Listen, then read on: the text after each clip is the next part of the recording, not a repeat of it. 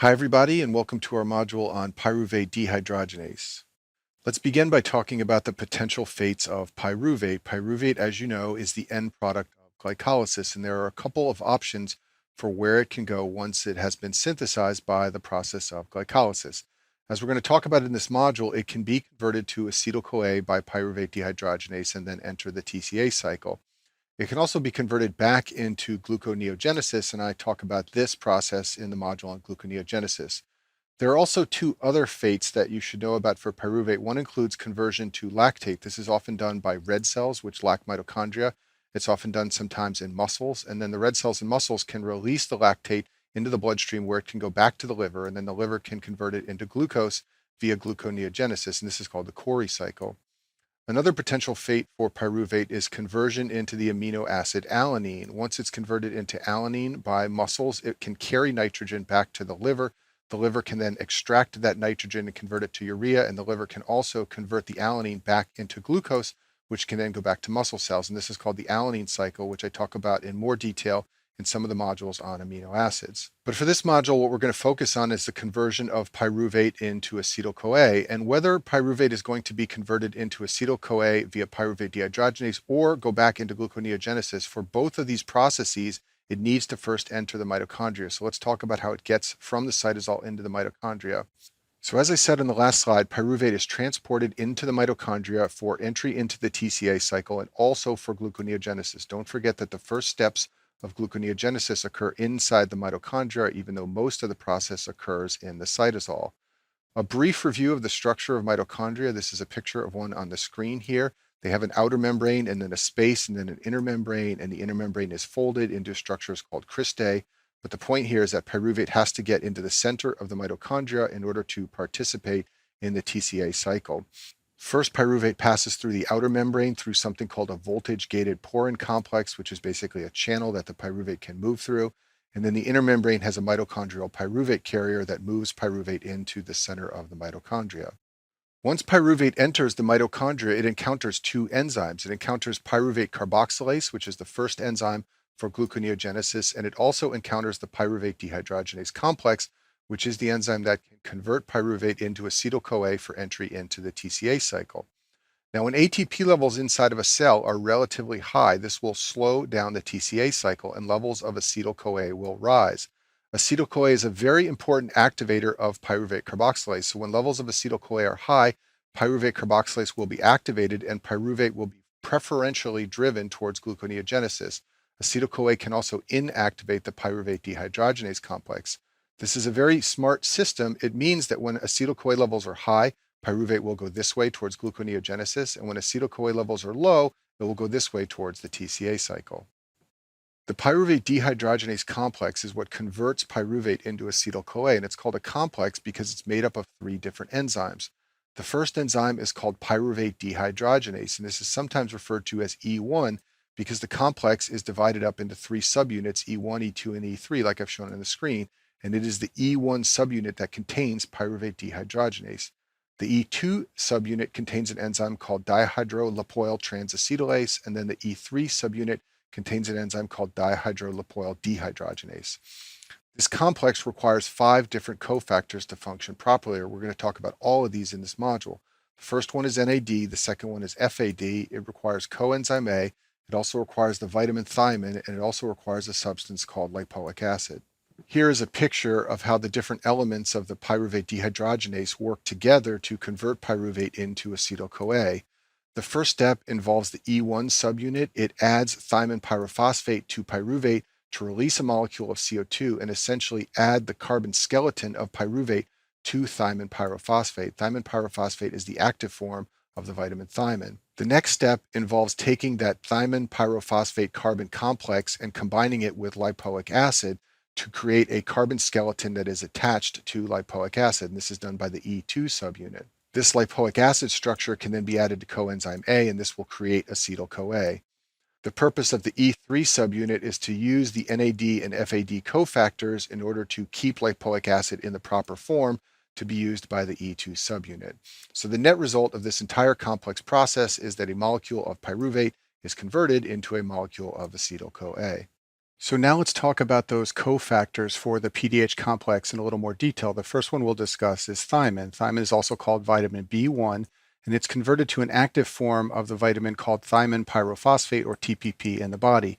If you look down at the bottom of the screen on the left side, I've shown you the chemical structure of thiamine. What the body does is take a molecule of ATP and remove two phosphate groups to convert the ATP to AMP. In doing so, it adds those two phosphate groups to thiamine and thus creates a molecule of thiamine pyrophosphate, which is the active form of the vitamin. Thiamine is a cofactor for four enzymes. The first one is pyruvate dehydrogenase, which we're talking about now. It is also a cofactor for alpha ketoglutarate dehydrogenase, which is part of the TCA cycle, and also for alpha ketoacid dehydrogenase, which is part of the metabolism of branched chain amino acids. All three of these enzymes are part of a large multi-enzyme complex, just like the pyruvate dehydrogenase complex. And the complexes that use these three enzymes all employ the same five cofactors as the pyruvate dehydrogenase complex. Then the fourth enzyme that requires thiamine is a little bit different. It's called transketolase. It's part of the HMP shunt. It is not part of a multi-enzyme complex and does not require the five cofactors that the pyruvate dehydrogenase complex requires. It only requires thiamine as a cofactor. If you're deficient in thiamine, you cannot produce ATP because, as you can imagine, you cannot convert pyruvate into acetyl-CoA to enter the TCA cycle and produce ATP. The tissues that are affected most are those that are very aerobic and use a lot of oxygen, so this tends to be the nerves and the heart. The syndrome of thiamine deficiency is called beriberi, and it occurs in underdeveloped countries where children are malnourished, like this child in the picture on the screen here. The symptoms of beriberi are divided into dry symptoms and wet symptoms. The dry symptoms are polyneuritis, so this will be pain in nerves, also muscle weakness. And the wet symptoms come from heart failure, so the heart can get tachycardic and there can be high output heart failure, and children can develop edema in the lower extremities. The other syndrome that occurs from thiamine deficiency is called Wernicke-Korsakoff syndrome. This occurs in alcoholics who are often malnourished, and in addition, they poorly absorb vitamins, so they can become thiamine deficient. This can lead to a characteristic cognitive syndrome where they are confused and they confabulate and make up stories. And I talk about the Wernicke-Korsakoff syndrome in more detail in some of the neurology modules. There's an important relationship between thiamine and glucose that you need to understand. If a patient presents to an emergency room in a malnourished state, for example, an alcoholic, they may be hypoglycemic, but in addition, they may have an underlying thiamine deficiency. If you administer glucose first to treat the hypoglycemia without giving thiamine, they will be unable to metabolize the glucose. If we go back a few slides, the glucose will lead to production of pyruvate, but without giving them thiamine, they will be unable to convert the pyruvate into acetyl-CoA. There are case reports of worsening Wernicke-Korsakoff syndrome among alcoholics who were treated with glucose for hypoglycemia without administering thiamine. So for this reason, you will often be taught when you do emergency medicine rotations that you need to give thiamine before you give glucose to patients who are malnourished. Now, I should point out that this practice has been criticized. There are also case reports of hypoglycemic patients having a delay in receiving glucose while someone looks through the cabinets to find the thiamine to administer, and while they're waiting for the thiamine, they have a hypoglycemic seizure. So many places are now practicing the administration of glucose immediately to hypoglycemic patients and then administration of thiamine as soon as it can be found. But you should know about this relationship for step one. They will often ask you why thiamine must be administered before glucose in patients who are malnourished. The next cofactor for the pyruvate dehydrogenase complex is FAD. FAD stands for flavin adenine dinucleotide, and this is a molecule that is synthesized from riboflavin, which is vitamin B2. This is the structure of riboflavin on the bottom left side of the screen here. On the right side of the screen is the structure of flavin adenine dinucleotide, and it is a molecule of adenosine. This is adenosine right here, added to riboflavin. This is the riboflavin structure right here. And since the word flavin is in the name of the molecule, it's easy to remember that riboflavin is required to create this cofactor. If you look at the top part of the screen here, I've shown you how FAD plus can accept two electrons and carry them as FAD. This double bond right here in riboflavin can be eliminated by the addition of two hydrogens. You can see it's not present over here. And once those two hydrogens have been added, the structure is carrying two electrons, and thus FADH is a carrier of electrons. And as we will discuss in the electron transport module, this FADH structure can also be used to generate ATP via oxidative phosphorylation. The next PDH cofactor is NAD. NAD stands for nicotinamide adenine dinucleotide, as I've written on the screen here. And just like FAD, NAD can carry electrons as NADH. It's synthesized from the vitamin niacin, which is also called vitamin B3. This is the structure of niacin on the screen here. You can get niacin from your diet, but can also be synthesized by the body from the amino acid tryptophan. And just like FADH2, NADH can be used in electron transport in addition to its role as a cofactor for PDH. The next PDH cofactor is coenzyme A, and just like NAD and FAD, this is also a nucleotide coenzyme. All of these cofactors, NAD, FAD, and coenzyme A, are synthesized by adding a vitamin to a nucleotide. In the case of coenzyme A, the vitamin is pantothenic acid, which is also called vitamin B5. This is the structure of pantothenic acid on the left side of the screen here, and this is coenzyme A on the right. And you can see that the pantothenic acid moiety, which is out here, has been added to a nucleotide right here to create coenzyme A. The utility of coenzyme A is for accepting or donating acyl groups. And the most important example of this is acetyl-CoA. This is the structure of acetyl-CoA on the screen here. And you can see it as this little 2-carbon group here hanging off the end of a sulfur molecule. And acetyl-CoA is going to give up this 2-carbon acyl group to other structures, and that's how it's used in the TCA cycle. It's also how it's used in the PDH complex process. I just want to pause here and mention that the first 4 B vitamins are all used in the pyruvate dehydrogenase complex. As we have seen, B1 thiamine, B2 riboflavin, B3 niacin, and B5 pantothenic acid are all cofactors for the pyruvate dehydrogenase complex. There is no vitamin B4, and thus the first 4 B vitamins are all part of this complex. They are all water soluble, and they all wash out quickly from the body. They're not stored in the liver like vitamin B12. The next PDH cofactor is lipoic acid. This is the structure of lipoic acid on the screen here. Lipoic acid binds with the amino acid lysine and forms a structure called lipoamide, and this is a cofactor for the E2 subunit of the PDH complex. An important thing for you to know about lipoic acid is that it is inhibited by arsenic. Arsenic is technically a metal, but it can be used as a poison by binding to lipoic acid. When it binds to lipoic acid, it inhibits the pyruvate dehydrogenase complex. Basically, it acts like a thiamine deficiency. When people have been poisoned with arsenic, they have a characteristic garlic smell on their breath, and that's because arsenic gets oxidized to arsenous oxide, which you can smell when someone breathes. In addition, there are non-specific symptoms from arsenic poisoning, including vomiting and diarrhea, and ultimately you can have coma and death. This is a picture of Napoleon Bonaparte on the screen here. You may know he was the emperor of France, and there is a theory that he was poisoned by arsenic. Arsenic is toxic to microorganisms, so it slows down the breakdown of tissue. And when they exhumed Napoleon's body, it was relatively preserved. So some people believe he may have been poisoned by arsenic. In addition, there have been some findings of arsenic in his hair follicles. But whether that's true or not, I always remember Napoleon as an example of how arsenic is toxic to the body, and you can remember that it's toxic through binding to lipoic acid.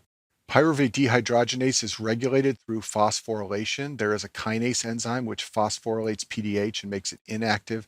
There's also a phosphatase enzyme which dephosphorylates the enzyme and makes it active. I've drawn a picture of it on the screen here. On the left side in green is the active form. On the right side is the inactive form, which has phosphate attached.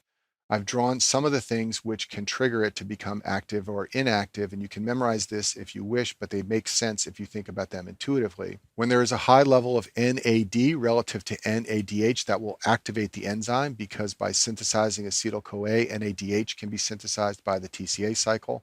When there's a high level of ADP, this means the cell needs energy, so that will also activate the enzyme so that acetyl-CoA can enter the TCA cycle.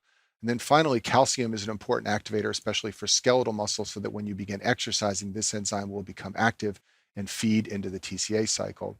Inactivators of the enzyme are written at the bottom here. When you have a low level of NAD relative to NADH, this tends to inactivate the process for the opposite reasons I described above.